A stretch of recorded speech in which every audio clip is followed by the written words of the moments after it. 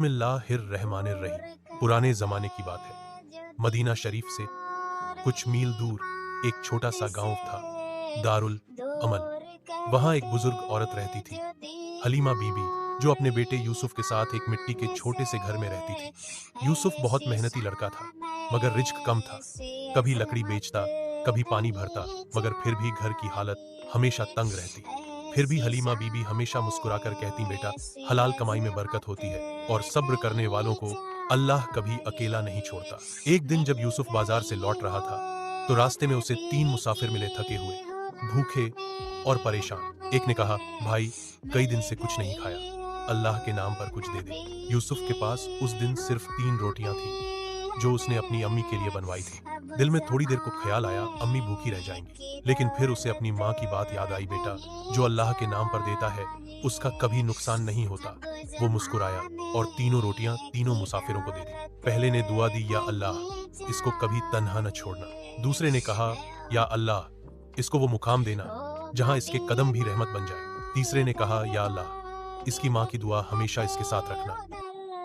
यूसुफ ने सिर झुकाकर कहा, आमीन। रात को जब वो घर पहुंचा, तो हलीमा बीबी ने मुस्कुराकर पूछा, बेटा, आज खाना नहीं लाया? यूसुफ बोला, अम्मी, आज सब अल्लाह के नाम पर दे दिया। हलीमा बीबी ने बेटे के सिर पर हाथ फेरा और आंखों में आंसू लेकर बोली, बेटा, जो अल्लाह के लिए देता है वो कभी खाली नहीं रहता। अगले दिन सुबह गांव से एक अमीरी का काफिला गुजरा। उनका एक ऊंट कीचड़ में फंस गया था।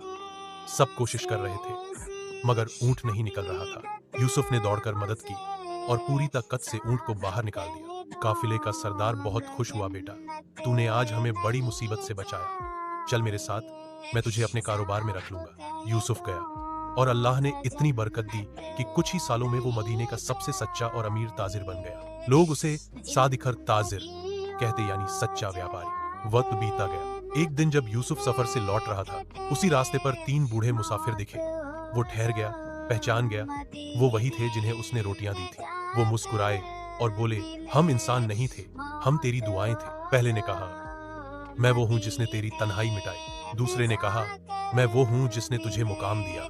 तीसरे ने कहा, मैं तेरी माँ की दुआ हूँ जो हर वक्त तेरे साथ रही। यूसुफ की आंखों से आंसू बह निकले। वो सजदे में गिर पड़ा और कहा, या अल्लाह, नेकी कभी जाया नहीं जाती, चाहे वो एक रोटी ही क्यों ना हो। उसने अपने हाथ आसमान की तरफ उठाए, या रब, मुझे और मेरी माँ को अपनी रहमत में रखना। और जैसे दिल के अंदर से एक आवाज आई, जब इंसान अपने हिस्से की नेकी देता है तो अल्लाह उसे अपनी रहमत का हिस्सा बना लेता है। यूसुफ की आंखें भीगी, दिल में सुकून था। वो आसमान की तरफ देखने लगा